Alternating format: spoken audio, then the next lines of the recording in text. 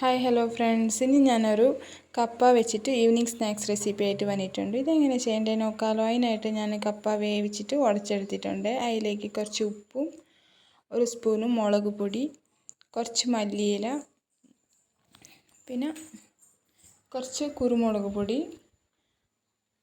പിന്നെ 2 സ്പൂണാവുന്നത്ര കോൺഫ്ലോർ കൂട്ടിയിട്ട് ഒന്ന് മിക്സാക്കി എടുത്തിട്ടുണ്ട്. അതായിട്ടാകുമ്പോൾ ഇനി ഒരു പാത്രത്തിലേക്ക് ഒരു 3 സ്പൂൺ ആവുന്നത്ര കോൺഫ്ലോർ കൂട്ടിയിട്ടുണ്ട്.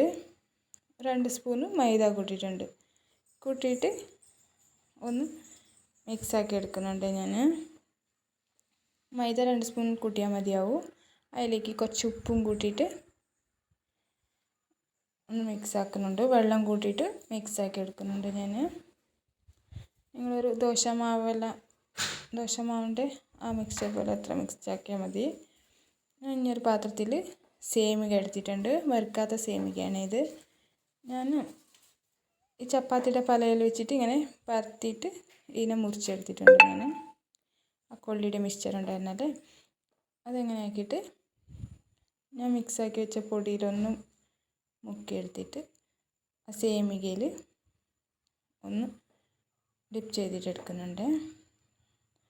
ഡിപ്പ് ചെയ്തിട്ട് എണ്ണയിൽ പൊരിക്കണം. എണ്ണയിൽ പൊരിച്ചാൽ നിങ്ങളുടെ ഈവനിങ് സ്നാക്സ് റെഡിയായി. ക്രിസ്പിനെസ്സായ ഈവനിങ് സ്നാക്സ് എല്ലാവരും ട്രൈ ചെയ്ത് നോക്കി. Thank you.